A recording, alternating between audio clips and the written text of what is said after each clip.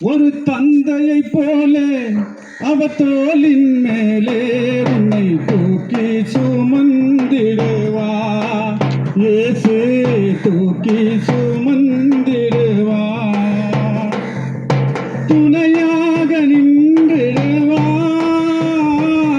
உன் துயரெல்லாம் துடைத்திடுவா. துணையாக நின்றிடுவா. உன் துயரெல்லாம் துடைத்திடுவா.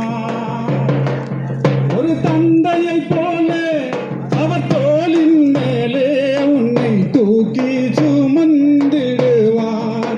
இயேசு தூக்கி சுமந்திடுவார்.